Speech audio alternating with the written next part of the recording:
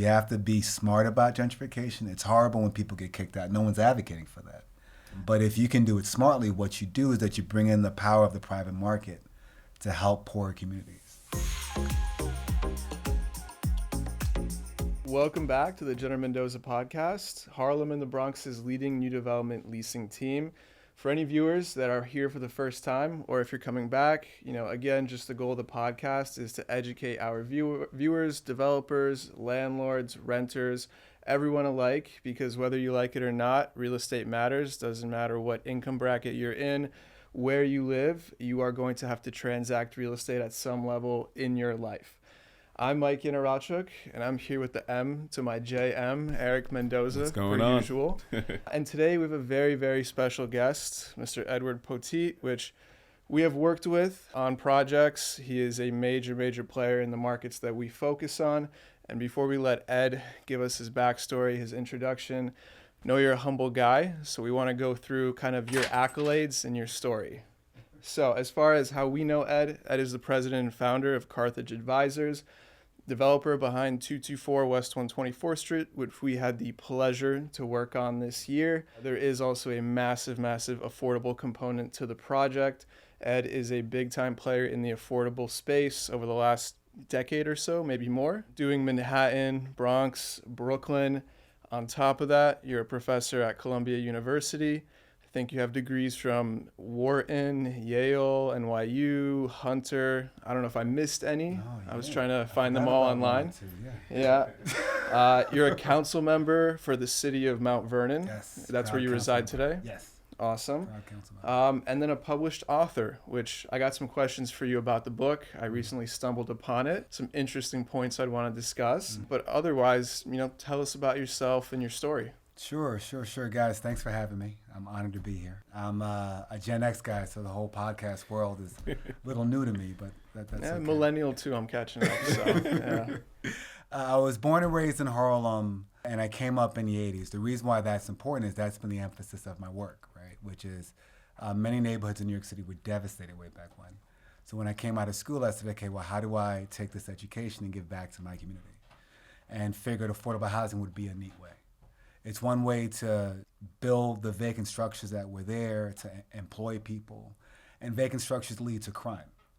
And it doesn't seem like this now in New York in 2024, but way back when, many parts of New York, especially Harlem, had a big crime issue, big crack issue, and just a lot of vacant structures. So that's how I got in the business. Then, after doing it for about 10 years, that I realized you can do well and do good at the same time. You could build affordable housing and also make a living doing it. So I've been doing it ever since. This is my 20th plus year in the business. So I've really seen the arc of Harlem from, even when on the subway map, they would stop at 110th Street. So What year was this? This has had to be in the early 2000s. Wow. When they showed the subway map of the trains in Manhattan, they stopped at 110th Street because people thought Harlem was in the Bronx way back when. So seeing the arc from where Harlem was to Harlem now being a wonderful community where we put up what we think is the premier luxury building in the market, and it leasing up very fast thanks to you guys. I'm just grateful just to be here. Absolutely. Well, Eric, how do we meet Ed? I DM'd you on Instagram. And you didn't get back, but that's okay. Honestly, it was literally what we were talking about on our last episodes about, just driving around and looking at new construction and things like that. And, when I saw this building, I was running around on 125th way back when. And as a kid, probably shouldn't have been there. My mom didn't know. And it was just like this whole thing of I was always looking around at the buildings. And then I think that carried to now. But I saw this building and I'm like, what is this thing that's going up? At the time, it was a dev site. At the time, there was nothing there. I was trying to peek through the little window and everything. And then, again, figured things out and, talked to my partner here. And, that's kind of how we got there. So, Yeah, took a few emails, but here we are. there That's you how go. most relationships start There in you this go. business. Sure does. But yeah, again, working on 124th Street with you on that project, it was pinnacle to our careers as well. Nice. We did represent a lot of other buildings, but like you touched on, it is the premier rental, Right. even though we're a year and a half post launch, it still is. Nice. You're still getting rents there on the market side, which are crazy for a lot of consumers. But once they get there, they understand it. Yeah, I think that's truly like when people are looking for that cream of the crop product and they're looking to be, in decent distance of Central Park and things like that, or what they considered before, like Upper West Side and stuff. When people are looking up there, if they got the budget, I mean, that's the place to go. Sure. To get started and understanding like your passion for affordable housing and also Harlem and Upper Manhattan, going back to your childhood. So you're born and raised in New York. Born and raised uptown. Okay, nice. And from what I read, you grew up in Mitchell-Lama housing. Mm-hmm. Do you feel like that was like from a young age the reason you got into the industry? Part of it, right? Because at that point, Mitchell-Lama housing was the best housing around. Mm-hmm. So I'm taking it back. And also, by the way, if you guys have heard of the Central Park Five, so I actually grew up with those guys. We're the exact same age. One of them was one of our clients. Right. Actually, no, two. Corey and Yusef. Right. So we were all the exact same age. The building that I grew up in was right by Central Park. That's why they became the Central Park Five. So yeah, growing up at that point, Harlem really was devastated. And I grew up on the edge between Harlem and East Harlem, which had its own set of issues because, and I'll get ethnic for a second, the blacks hated the Puerto Ricans hated the blacks. So it was just a lot of commotion around. But luckily, we were in a decent development where a lot of working class families could have a chance. So that got me thinking, well, if this could benefit me from what I saw, maybe I could do more of this to then help other people. And again, I mean, at that point, Harlem really was Harlem, the Bronx, many parts of Brooklyn were just devastated. Right. And I think, again, as far as like Mitchell-Lama and affordable housing, like it is the starting point for a successful life for a lot of people. Sure. But growing up there and just seeing everything, I mean, even at that stage, are there any like negative takeaways as far as like how HPD or the city would I guess like administer, affordable housing? Like were there any things like right from the get-go that you knew were things that you wanted to change or that were wrong with the system? I got in to help tenants, to give tenants a voice in their development. I felt like, they were just herding cattle, right? They were like, you should be happy to be here. You aren't going to have a lot of rights. We will have the elevator go out, so you have to walk up 24 flights of stairs. But you still should just be happy, and we aren't going to listen to the issues that you have. And so as a landlord, I've always tried to be very facing with my tenants because I know how it is to be in a building that's affordable and you get the feeling no one cares about you. Mm-hmm. Makes sense. And then you went to college, undergrad was Yale, and then I think first you had to stop in banking, right? Yep. What sector of banking would you do? Real estate investment banking. Nice. Worked for Chase and JP Morgan when they merged, and they became JP Morgan Chase. I'm taking it back. And at the time, the funny thing is telecom was the hot thing. So everyone was like, why do you want to get into real estate? You should go into telecom. And I was like, nah, I really want to learn this stuff so I can do something else with it. And obviously, New York in the past 20 years has had probably one of the biggest booms in commercial real estate, I want to say ever. But many neighborhoods, you look at central Brooklyn, many parts of Brooklyn, Harlem, for example, values went up 5x, 6x in that 20-year period. So at the time when it was like, oh, you're an idiot for doing this, it turned out that anyone that got into real estate 20 years ago did very well because values have just shot up in the past 20 years in New York. Got it. So then you're in banking. Obviously, it's a very lucrative business. I'm sure you were killing it. I mean, apart from the desire to have a social impact and do something bigger, why'd you get out? That was it. Was it just social impact? Yeah. Okay. That was it. I mean, I was committed out of college to have an impact on my community. Mm-hmm. Especially in my 20s, right? A lot of 20-year-olds are. And I said, if I'm going to take a chance, do it now, because I'm not going to be able to do it in my 30s. And it was, that I left investment banking my first year. I made $18,000 that year. So I was broke. What year was that? I mean, that's probably a little more today. Not much more. It wasn't much more. You're talking in the late 90s. Okay. So maybe it's $36,000 today. Nice. Compared to working as an investment banker. Like a lot of our clients. Got it. Well, Eric, do you feel like you have a social impact? From my career, yeah, I'd say so. I mean, there's, you come across a lot in this business, but at the same time, you come a lot of good stories where people were, at wit's end and just not really finding the place that they wanted, and we have a lot of experience with different sectors of renting, and it's just seeing some stories come together and then running into that person on the street, 4 years later when they're inquiring on another one of our listings, really, is definitely fulfilling, I would say, for sure. Yeah, I would say real estate industry is tough to feel like you're getting something out of it more than the commission in a lot of cases. But on the affordable side, obviously, it's a totally different story. So post banking, when you got into real estate, weren't you in the brokerage business as well first? I was. Tell me about that, because that's our bread and butter. Yeah. So my first claim to fame was we had the largest rental brokerage business in northern Manhattan, only because no one else wanted to be in the business. Literally. It's still kind of true today. Before City Habitat was, and I'm taking it back, none of the big firms wanted to be north of 110th Street. So the only rental, actually no one did rental brokerage. It was by accident. So you would have sales brokers who would accidentally have a rental client. And in my 20s, I said, this is an opportunity. We were also in the property management business. Mm-hmm. So just by accident, we were trying to lease up some units and couldn't find anyone. And said, wait a second, this could end up being a business. And the brokerage business was actually more lucrative than our property management business. This is definitely 20 years ago. Was it on the market side? Were you doing like leasing for affordable units or both? Both. Okay. Both. Nice. Market and affordable. I mean, it wasn't much of a market back then. Yeah. But yeah, it was market and affordable. What years were you doing that in? Talking late 90s to 2007. Okay. Yeah, we were rental brokers. What was the name of your company? Apollo Realty. Apollo Realty. Oh, that's a good name there, actually. Yeah. Okay. Then what made you get out of that business? Was it just because you were, full throttle going into development? I know Carthage came a couple years after that. Were you already a developer and owner while you were a broker as well? Yeah. Okay. So interesting story. So I, out of college, had a friend of mine who had his family had a small real estate business.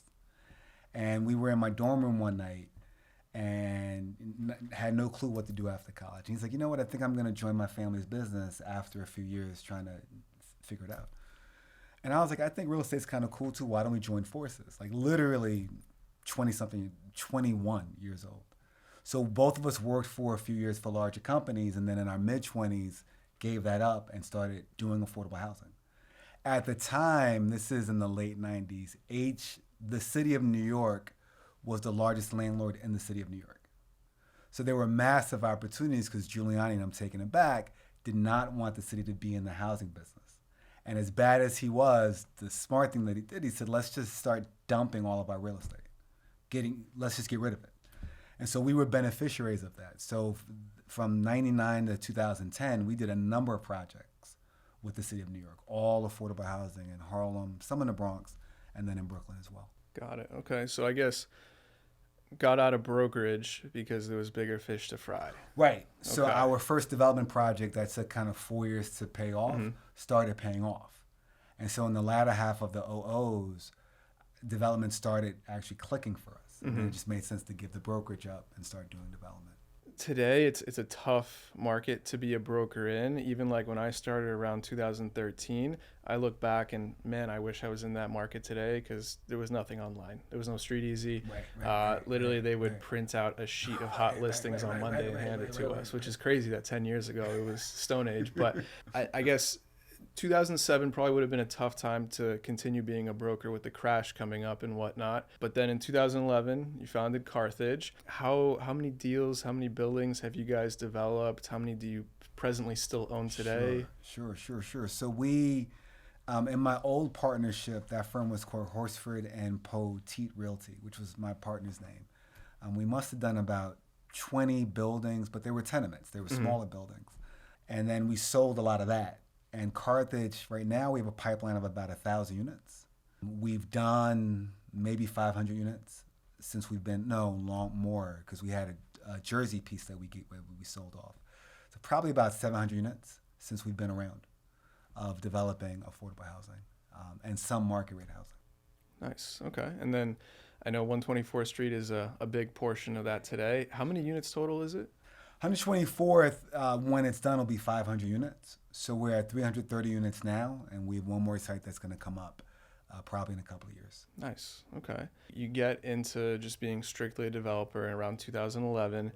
Obviously, you have a background in brokerage, owning, affordable housing, banking. Mm-hmm.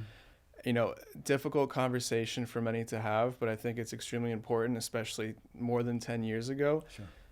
Being a Black real estate developer, I'm sure was even harder then than it would be today. I guess, like, what's your experience with that? Like, what challenges did you face right out the gates that Right. obviously you overcame, but would have been a lot easier if you looked like the bankers or the people lending you the money, Sure. It's really access to capital. That's, to me, the last barrier to people of color in general, right? But real estate, you need access to capital. So that's a barrier in this business. Thank God people that came before us really cleared a lot of paths, right? So I would be wrong if I said I ever really experienced racism per se. I don't feel like I have, ever, professionally. What I have experienced is not access to capital. And that's what makes it hard to be in the real estate business, because if you don't have access to capital, it's hard to make a way. So that's been knocking on a lot of doors, and probably a lot more doors because of how I look. Got it. And then as far as 124th Street, obviously there's a market component, and that's how we were introduced to the project.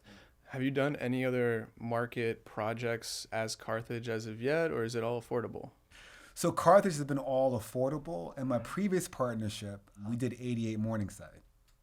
And at that point, 88 Morningside was done in 2011, and that was the first wave of real gentrification that happened in Harlem, where you had the first wave of what I call truly market rate buildings coming up, mostly on the home ownership side.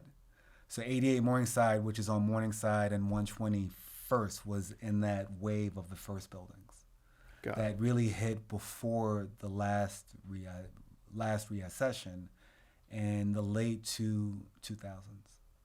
And as far as like market rate units go, I understand like the premise of your business has always been the social impact and providing quality, affordable housing. But is there a focus on affordable versus market, because like the bottom line is not as sexy on the market side in New York? Or yeah, it's again, you can do well and do good at the same time in affordable housing. The thing that we try to create with Carthage is giving or getting players in the private market and saying, yeah, we're doing well, we're helping communities, but you can also have a great return on your capital doing this, and much safer than market rate housing. So the investors that have worked with us are now seeing that, saying, yeah, the types of returns that we're getting are predictable and really aren't risky. Whereas in market rate housing, you're peering into the future. And that's the hard part. If you get the future right, you win. If you get the future wrong, you lose. And it's hard to predict the future, which is why we're deathly afraid of market rate housing. Do you think like in New York it's easy to predict the future? Because I mean, it's it's up and down, but it's always up. Yeah, I mean, the problem with being a developer, if you're a buyer and you're liquid, sure, right? If you have $50 million in the bank, you're buying assets, you're right. Over the medium term, 5 years and beyond, it's always up. The problem is if your basis is too high and you're too highly leveraged, that short term can sink you. And I've seen that. I've seen that with our business, and I've seen it with other developers, really smart guys, great guys. You take, for example, the guys that got into the rent stabilization business. In 2015, they could do no wrong, right? They were buying assets at a low cost basis. They were raising capital, hand over fist. And they just seemed like this is going to make money. And they couldn't predict the laws changing in 18 and 19. No one could see it. So now they're in with their capital. Their debt is out 5-10 years. The equity is saying we want what we want. And by 2021, they were all stuck. And these were good guys and good girls that I guess too, who, some had to file bankruptcy, right? I know a couple bad ones, right? But Wow. we know firsthand. We've got a lot of units sitting vacant today that we can't lease. Right. So Right. nice. Well, I guess I've already answered my own question as far as like what like the premise behind Carthage is. It's not because market's not strong enough of a bottom line. It's not because market is, in your opinion, gonna disappear. I think of anyone, you believe in the future of Harlem as much as any other developer. Sure. But as far as, let's say, 124th Street goes, so you have a market rate component. Mm-hmm. I mean, I think we all think it went very well, and it should continue to do so. Mm-hmm. I mean, the re-rents are pretty quickly moving today, in some cases faster than we'd like. It's like a competition. But like with that said, like does that spark your appetite at all for doing more market, or was the market component done on that building for a different reason? Interesting. So we got that building is a really interesting story. And just give me 30 seconds just to talk it through because it deals with a lot of legacy Harlem issues. The site was owned by Abyssinian Baptist Church. And they got the site back in 2005.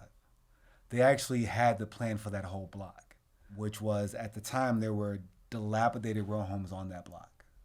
And that block was a drug corridor. So literally people would come from out of town. You would be by 125th Street, but not on 125th Street. So you would drive through the back of 125th Street. You had these townhomes. This is old Harlem, so that the drug dealers could be on the third floor, run the drugs downstairs. I'm not making this up. Give it to the people in the cars. They would drive off and they could run back upstairs. That's what that strip was known for. Abyssinian came in and said, let's change that. They made that whole strip vacant, built a new building on 123rd Street, moved everyone over, and their plan was to do what we're doing now. They got caught in a financial crunch and couldn't finish.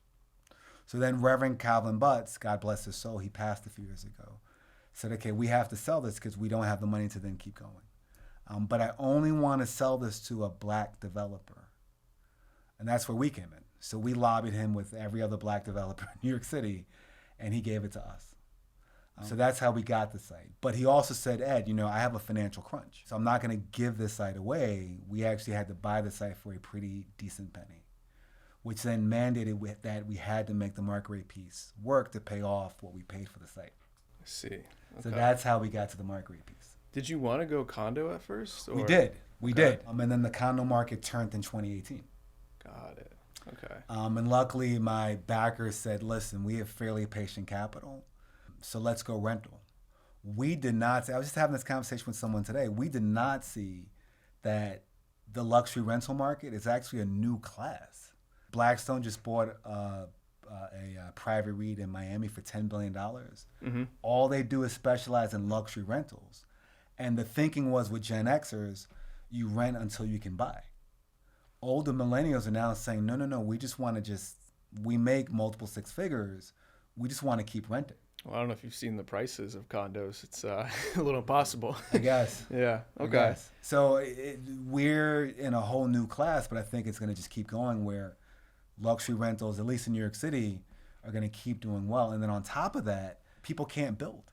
Developers aren't building anymore. So we're very bullish on the future prospects of that building. Yeah, I mean to make that bet in 2018 to go luxury rental in Harlem. I mean, what buildings existed at that time? Right. Yeah, barely any. Yeah, right. I can't think of a comp. Yeah. I mean, right. Even the Smile, which predates you guys a little bit, that's not in a better location by far. Right. That didn't exist, and anything that we work on was like maybe 2020 and on. Right. So yeah, interesting. Okay, and then I guess the lease up went very well. Mm-hmm. The re-rents are happening. I think the building is more than stabilized, and like the I think my projection is like that's going to continue through this summer. And it's not a great rental market even so today. Like when we launched, funny enough, it was actually a little bit better of a rental market than it is today. Let's talk without naming any names, the tenants in the building. I guess, like, are you surprised? Like, I mean, as far as like tenants you've worked with, like pretty decent tenants. Yeah, I mean, I think like we talked about before, if somebody's looking for something of luxury and it's up there, they're coming there, you know, and they're going to find us one way or another.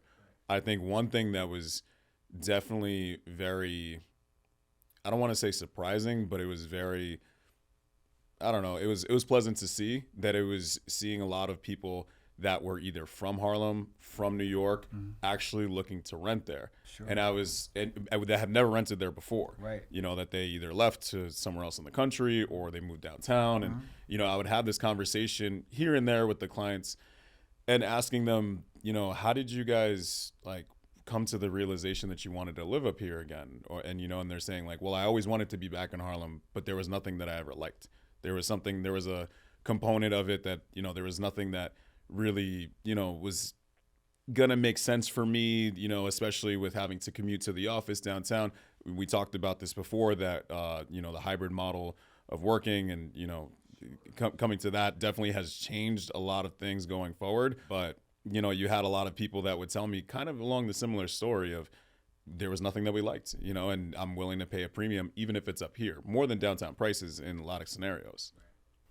But like, what does that say that there are clients that say they want to be in Harlem? Like, no one has ever said I want to be in Midtown West. Like, I don't care like what your excuse is, but frankly, like, yes, like you may want to be in a luxury building, but like your product is super similar to all the buildings we see out the window here. Sure. I live in Jersey City. It's the same, deal.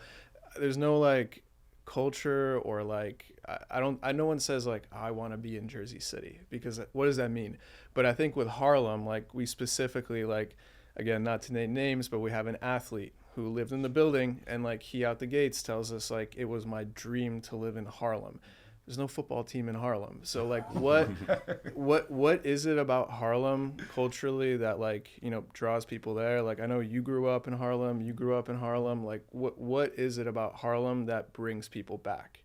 Because it's not Soho. Yeah, I think there's a lot of benefits to Harlem. One is it's the same phenomenon I think that happened to Brooklyn. And now Brooklyn's higher priced than the Upper East Side. Mm-hmm. As a kid growing up, that was unheard of, right? But as I talk to millennials and Gen Zers now, they said, you know, Midtown West is nice, but it's not a neighborhood. No one knows me. I'm walking down the street with all these tall buildings. I like Brooklyn because it's a neighborhood and I get to know my friends and know people around me. Harlem has that same phenomenon. Like once you're there for 6 months, people get to know you. On top of that, Harlem has a lot of parks, right? You have Central Park, you have Morningside Park, you have St. Nicholas Park, you have Marcus Garvey Park. Mm-hmm. So there's a lot more green space there than down here. And then lastly, you have excellent access to transportation. Excellent. So all these things that we kind of knew 20 years ago when in real estate we got in the business and said one day this will turn, I think people now are seeing it in full bloom. That Harlem is a great neighborhood here in Manhattan for all those reasons. And then on top of that, you have the culture, mm-hmm. the great restaurants, the history of the Harlem Renaissance. So I think you combine that and people are saying, yeah, that I want to be here.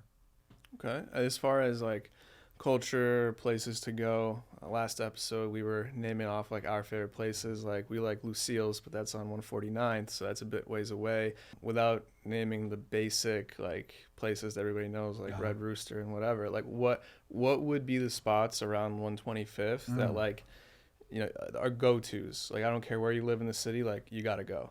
I like cookies. They have an insomnia cookie. That's a bad answer.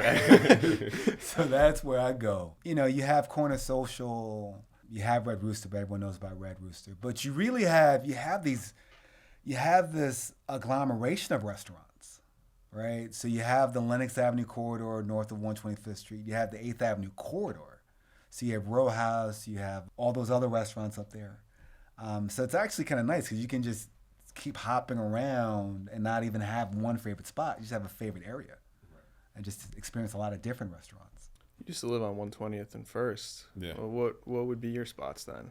And don't say Santiago's. I would have to say Santiago's. They were open late. The music was always rocking. There I you couldn't go. walk inside my place without walking past the line that was there. So it was like, yeah, let me just get in line. You know what I mean? Like, That's right. I could go for 2-for-1 mimosas. Like that's fine. Yeah. You know? Like on my way home, but.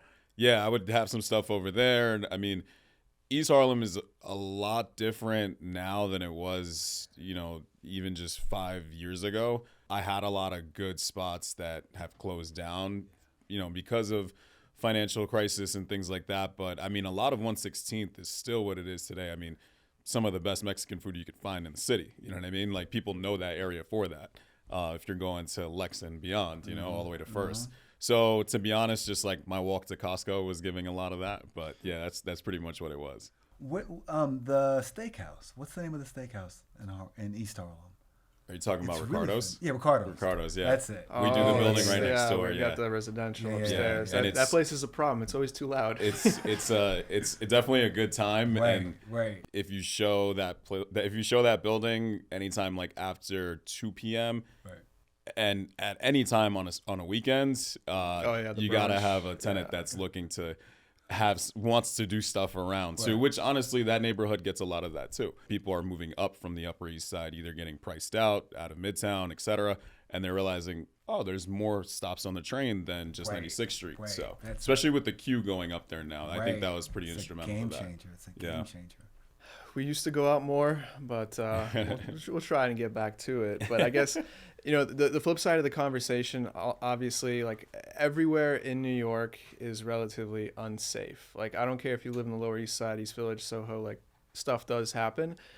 I think Harlem gets a bad rap, whether it deserves it or it doesn't. I guess as far as like new development, I mean, I think, firstly, whether it's a market rate building or an affordable building, any market rate building today has to have an affordable component. Otherwise, you can't make the numbers work. So I think there is a social impact any project has had on the area. But as far as like safety and just overall gentrification, that being a very dirty word, it ruins communities, changes neighborhoods for the worse. I guess, like, what's your pitch to people that live in Harlem, grew up in Harlem, they have a cultural tie to Harlem, and they see all this new development going up as a negative? I'm a big advocate of gentrification. Okay. I've given a TEDx talk about gentrification, and I think we're going to think about gentrification differently this decade than last decade. Definitely in the teens, gentrification was a bad word. COVID has changed the game a little bit. Cities up and down the Eastern Seaboard are in much more trouble than they used to be. So Philly has issues.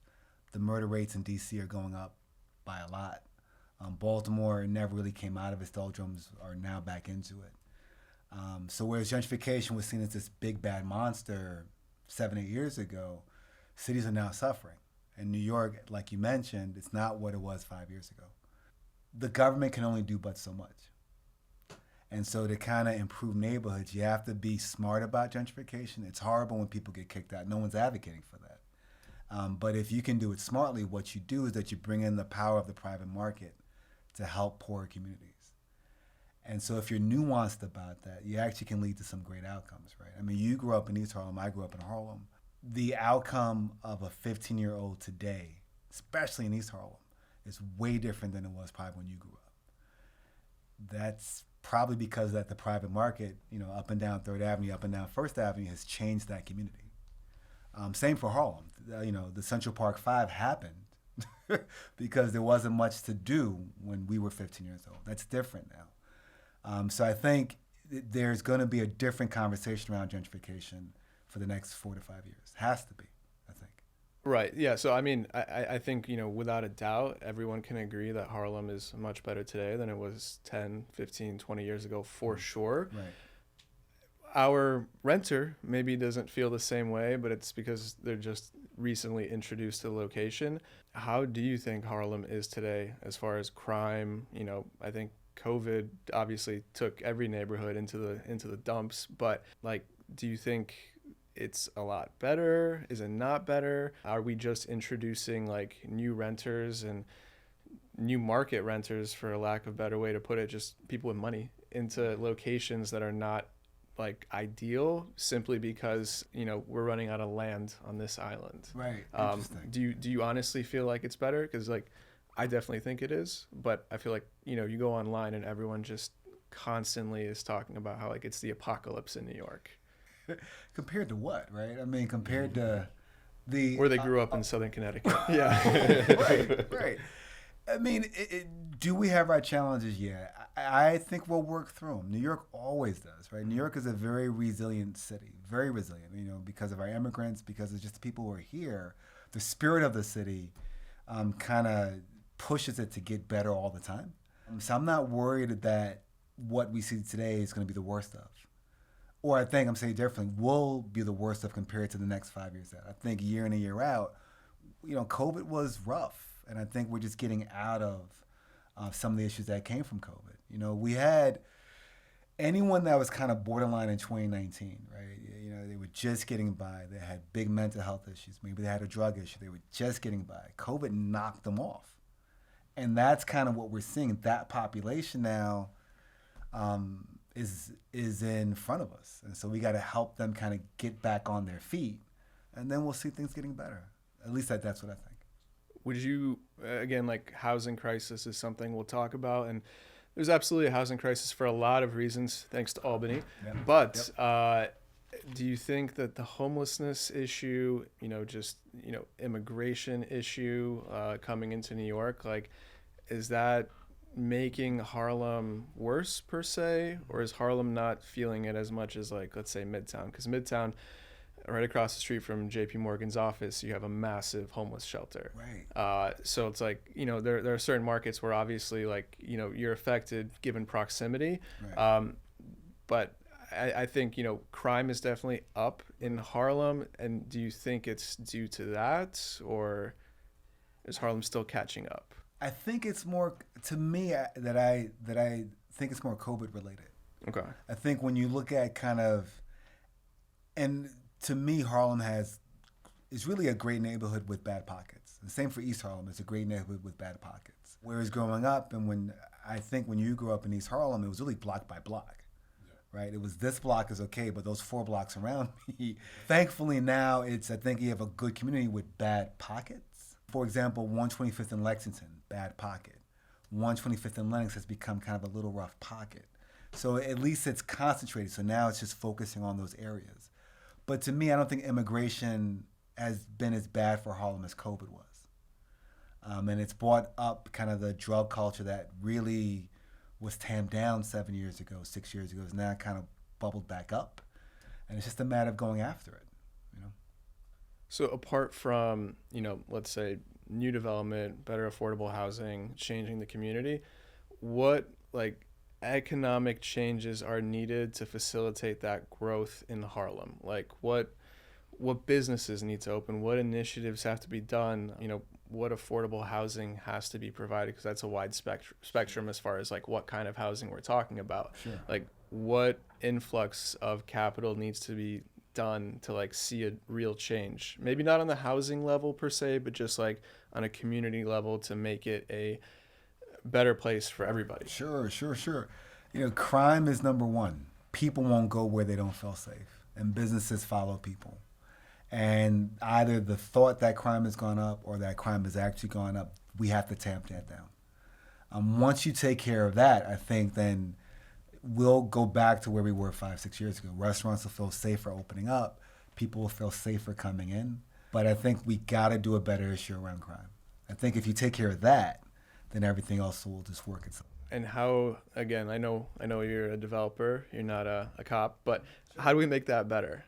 Because you also touched on that, and I think everyone can agree, the Giuliani era is probably an era that nobody wants to go back to. Sure. But apart from harder policing, which obviously historically it just creates more of a divide within communities, disproportionately certain portions of the community suffer from those policies way more than others. I guess, how do you not stop, but lower crime in Harlem?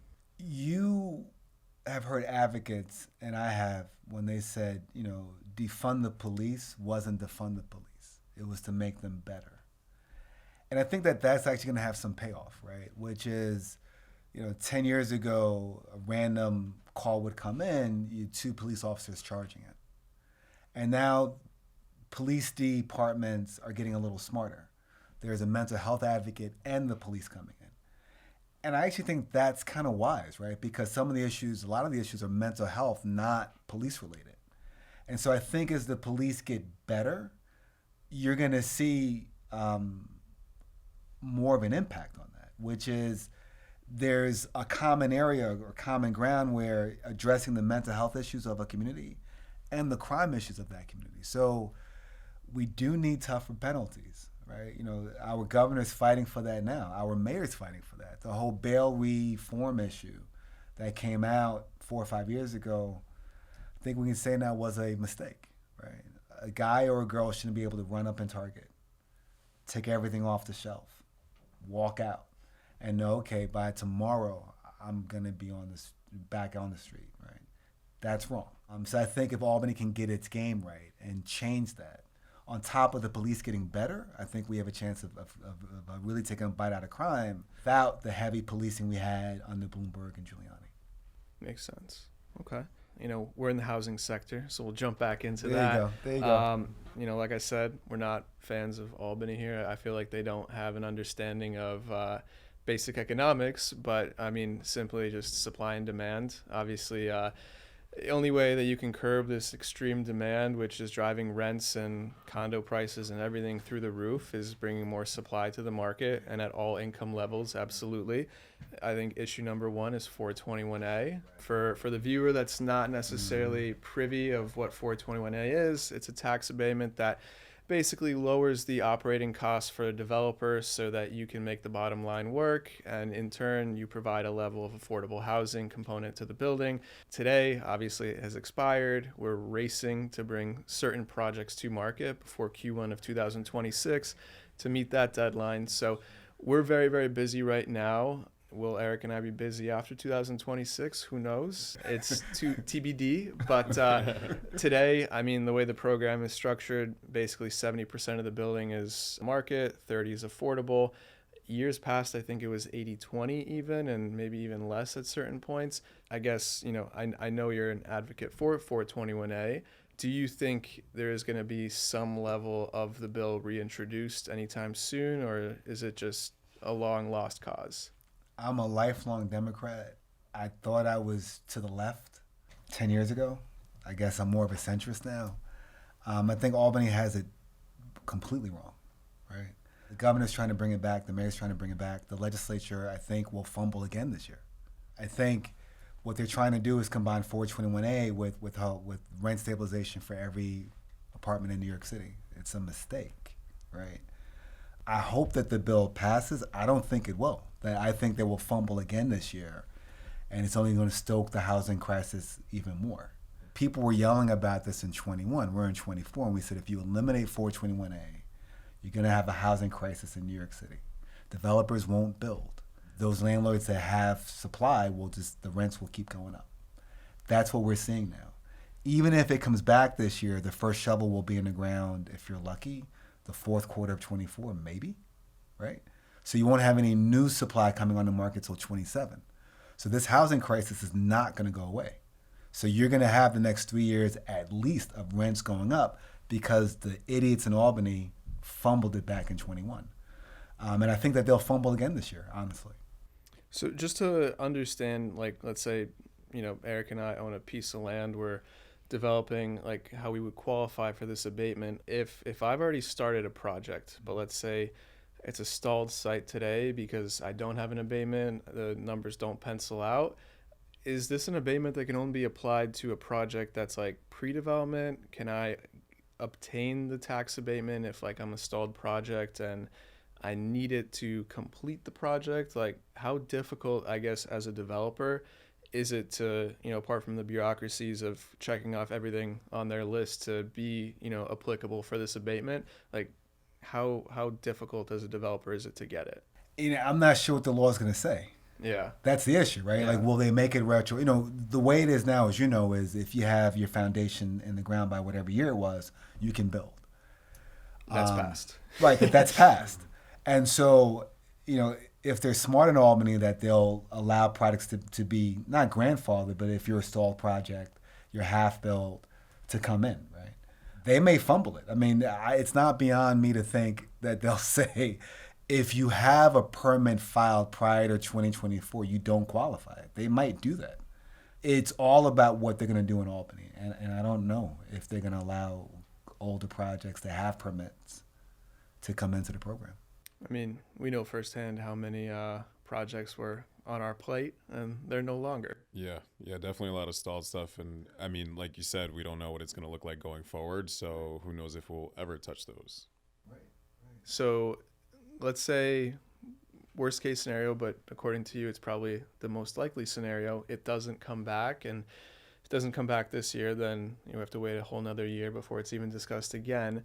What happens if there's no 421A? The housing crisis will only get worse, right? People like coming to New York City. You mentioned that I wrote a book, and one of the probably the biggest takeaway on the book is cities live and die by the growth of their population, right? Cities are to me living creatures. They get large and they get small based on what's happening in that city. New York City is a healthy city. People want to be here, right? Immigrants are coming, and then on top of that, people want to be here. So as population keeps going up or even just stays stabilized, you need more housing. And if you don't create more housing, it's simple economics 101, supply and demand. If there's more demand and supply stays steady, landlords get the benefit of saying, okay, we'll just go up on the rents again next year and the year after. Rents went up in New York by 10% last year or this year. Probably even more in Harlem. Right. But HUD is saying, right? And I'm sure HUD's not, being extra aggressive. Rents went up by 10% in a year. That's crazy. Same apartments that we were leasing, I'd say, out of the COVID recession are like up how much now? Like take like 125th Street, 60 West 125th. I mean, you're talking about $800 increases, Yeah, on minuscule units. So yeah. And it's not for nothing. I mean, at the end of the day, like we're seeing that pretty much everywhere where people are getting priced out. And I mean, it's kind of to the benefit, at least for our team, in the sense that people who are leaving, Midtown are going further uptown. And, then you have the conversation of people 3-4 years ago saying, oh, I didn't know that Harlem was in Manhattan. Or they're saying like, oh, I want to stay within Manhattan. I don't really want to go above 125th.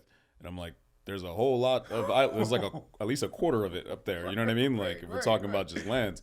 But now people are considering more things in the Bronx. But, even in the Bronx and even further into Queens, which is a lot of the markets that we work in, I mean, you're seeing people get priced out of where they were, getting priced out of Harlem, which is crazy enough to say just in general. But you're seeing that and they're like, okay, well, let me go try the Bronx. It can't be that different, that far, and it's a whole different location when you're talking about, what's around you, transportation, et cetera. I mean, we're seeing a lot of that in the South Bronx right now. Where you're having people get really great deals, but it's a lot of people that would never have lived there before, which I think is kind of interesting. Like the new, you touched on this the other day, the new Mott Haven resident doesn't live there now, and it's like a lot of people in Harlem are coming back to Harlem, but because there's product there. But with, the stalling of 421A, I mean, if you don't have anything new, I mean, where are people going to go, so. Yeah, I mean, I think, COVID obviously changed the idea of where I live being important. It's no longer important where you live. It's very fluid. We saw that at 124th Street. We have a project coming in Mott Haven launching next month. It's 448 units. Beautiful building, basketball court, swimming pool, all of that. 6 months ago, I was scared out of my mind because I'm like, I don't have enough people that want to live here. And then I saw your rents at 124th, and I was like, yeah, I do. So, every year the map keeps getting bigger, but that's obviously stopping presently. So with 421A gone, I guess what happens? Does everybody go condo on the developer side? Do they only go affordable? Are those the only options, or? You just don't develop. I mean, as I'm talking to developers and architects and people in that space, simple observation. This is New York City. What's the number of cranes that you see as you look at the landscape, right? A city this big, you should be seeing a lot of cranes in the sky, and you just don't, right? People aren't building. Developers are looking at Jersey. I have, friends who are going to the Southeast, right? Taking their marbles, going to the Southeast. But developers are not building in New York City. And in a city this big, not to see cranes in the sky is insane. And the condo market, because of interest rates, isn't that easy? No, it's definitely not. Right? Yeah. I think you're going to have a worsening of the housing crisis for the next 3 years. And there's nothing we can do at this point to stop it, and I don't mean to sound doom and gloom, but we were saying the same thing in 21. Like, if you do this is going to just be the next 4 or 5 years, more of a housing crisis. And we're just seeing it now. This is Ed telling us to get out of the business now. Preluding a lot of stuff here. Yeah. Well, I mean, coupled with 421A, you kind of touched on it, but good cause eviction basically created rent stabilization on every apartment in New York. I mean, I'm assuming you're opposing that as well. I think that would be really devastating, directly to our industry, because literally everyone is going to renew their lease if they, don't have to leave. So, as far as like there being any like transient tendency, like that's going to be put on hold. And I guess also just going back to the 2019 rent laws, I mean, with rent stabilization, there being probably 30 to 40,000 units being warehoused presently because the numbers don't make sense. I mean, I think those are the three major factors as far as why there's a housing crisis, which could very easily be solved. And one program that I think is like a little shimmering spotlight is Section 610, as far as taking the rent stabilized units, allowing landlords to rent them up to the voucher thresholds. So as long as the tenant is on rental assistance, if I have an $800 studio, if I make it habitable and I do all the work necessary, get it up to code, I can get it up to, let's say, the new voucher threshold for a studio with the utilities included in most zip codes is $26.96. So I can bump it up to that price. We've got one rent stabilized project on 139th and Lenox that is 1,800 units, and they're starting to employ that on certain deals as long as we only rent to clients that have programs. So I feel like, that's Albany's first shot at trying to make it right. But yeah, there's more than one factor that's crippling our industry today. And then your book, that's something we want to touch on. Sure. I haven't had the chance to read it yet because I just found out about it. So I just ordered it. I don't know. Are you reading books these days? Audiobooks. Audiobooks. Okay. Yeah. Well, we'll need you to record that. No, I don't have much time. I feel like I read too many emails on a daily basis to want to read books. Trying to read one book per month. So that's my May book. Yeah. So we'll touch base on that. Going back to the title, so The Fiscal Cliff, now you wrote it in 2013, but then the tagline on it is How the Trump Presidency Can Save America's Declining Cities. You take that back at all? Yes, fully. That book was the second edition, and I did the second one in 2016. And at the time, and I've had to explain this a whole lot, because people are like, really, Ed? And I'm like... I don't think it bodes well in Harlem. No, it doesn't bode well anywhere. I really meant to say how the federal government can help cities. But Trump was president, was being optimistic. All right, well, he's the head of the federal government, so how, during his presidency, a generic presidency, it could actually benefit cities. So, to without defend yourself, understanding... what had you very optimistic about that presidency, in 2016? Trump came out of the New York real estate field. I thought there would be some activity around HUD. Trump's daddy was an affordable housing developer, right? And Trump's daddy, as we know, or maybe we don't know, really is the one that made the money for the family, right? Trump never made a penny in real estate. He's made money in marketing, but never in real estate. His real estate wealth came from his daddy, who made his money in affordable housing, mostly. So I figured, okay, maybe there might be an emphasis around HUD to help cities, right? HUD's budget's been consistent for decades. And if they just funded it a little more, they could actually do some work. Just one kind of factoid, HUD's budget's about $45 billion a year. We spend about $800 billion on defense, right? So if you cut defense by 5%, which doesn't sound like a lot, you could double HUD's budget, right? So I was hoping that type of conversation would have happened. It didn't. And I'm doing a third edition of the book now, taking the title off. All right. Because I've gotten into way too much trouble with that title. I expected that. Yeah. Okay. Nice. Well, I mean, you kind of touched on it. I'm guessing Trump did not supplement HUD's budget whatsoever. Were there any positives from 2016 to 2020 in real estate, or even like on a micro scale, New York real estate, because of the Trump presidency, or none whatsoever? The only benefit that came was the change in the tax code and the creation of opportunity zones. Right. That was interesting, right? Driving private capital to real estate and really driving private capital to low-income communities. That was pretty inventive. Post 2020 Biden administration, any positives for real estate or just simply negatives? It's really getting over COVID, right? I think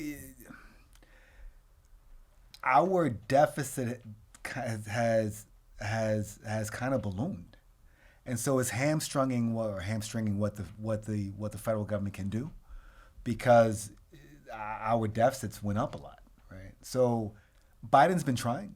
I take Biden over Trump any day. That I think Biden's been a good president. When it's come to HUD, you haven't really seen much, right? And HUD is the main mechanism for how the federal government helps urban areas. Last point on the book, it's about declining cities. Maybe different story in 2013, 2016. Today, is New York City a declining city? No, not at all. I wrote the book really as a treatise to truly declining cities. Baltimore, Detroit, Cleveland. I went to school in New Haven. I'm really trying to explain what went wrong with those cities. New York has been out of that category since the 70s. And I think New York is, for the past 25 years, has been on an upswing. Another simple factoid, again, what I took away doing the research in that book is population growth matters.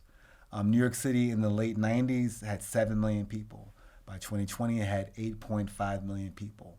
So 1.5 net, right? Because we lost people but gained 2 million new people coming in. Net, it was 1.5. Philadelphia has 1.5 million people. That difference to me is the reason why New York City is what it is today, and it's not like it was when we were growing up. That changed, right? Again, all the immigrants that came in and that net population growth has kept New York City growing. Positive to hear, because everything else we've been saying so far has been negative. So. No, you got tech, you got finance, New York is well on its way. Worried about the office market. That's scary. That's not my expertise. Yeah, nobody wants it to be their expertise today. That's not my expertise at all. Last final tidbit, you are a professor. My dad was a professor, my mom is. I am not a college graduate. I dropped out to get into this game. What about you, Eric? What's your story? You made me drop out. I had 1 credit left, but it's okay. So is college in today's world as worth it as it was before? Is it worth it at all? I know you're teaching graduate students per se at Columbia, but I guess what's your overall outlook on college in America now? Specifically in our field, I've met too many guys, and it's unfortunately been guys who are worth 9 figures who never went to college, right? Just they were aggressive, they got in at the right time, they stuck through it when it got rough, and they were smart, very smart. They just didn't go to college. So in our field, it's clearly not necessary. I think in general, it's what you focus on, right? So I think I was an econ and Afro-Am studies major. I think that would be dumb now. You have to, if you go to college, you have to be very clear in 5 years when I get out of here, 4 years when I get out of here. What am I going to be doing? So if you go in learning tech, if you go in learning real estate, if you go in learning I'm going to be pre-law, pre-med, yeah, it still makes sense. A liberal arts major, you're insane, unless you come from money. But if you're thinking, okay, I'm going to be a liberal arts major and then kind of start my career, and I'm going to spend $100,000 per year to do that, it's not worth it at all. And you're seeing that now where college programs, their liberal arts divisions, the enrollment numbers are going down, and it makes sense. It's just not worth it. It's not worth it. To spend $400,000 is a mortgage in many parts of the country. So it's not worth it to me. I hope Columbia doesn't catch this clip. Well, no. That I tell my students all of the time, that I tell them, you're here not to listen to me, because you can learn this on YouTube and being in the field. You're here for your fellow students. Look right and look left. Like, these guys and girls are going to be your payoff. Because if you can go into partnership with your fellow students, then that's the payoff. So focus on networking, right? So that's great in college. but just the academic part and not networking and meeting people that can help you. I wish I knew that when I started. Yeah. It's very good. Ed, I know you're a super busy guy. I know you got showings later today Yes, too. But just any closing thoughts? Anything else? This is great what y'all are doing, man. And I wish y'all a lot of luck in your field. And don't, listen, regardless of what happens in the market, y'all will be great. Y'all will be great in 26, 27, 28. Y'all will be fine. No, and again, like, we're super appreciative of you coming on. Like I said, like, you are like the guy as far as like that is the face of like the area that we work as far as new developments go. 124th Street is still and will be for quite some time the best rental building on market in South Harlem. And again, like that building, skyrocketed our business. So we're forever grateful. Good. We'll continue to try and get those apartments leased. Please. Thank you so much, guys. Thank you, guys. That's Thank a wrap. you. Thank you.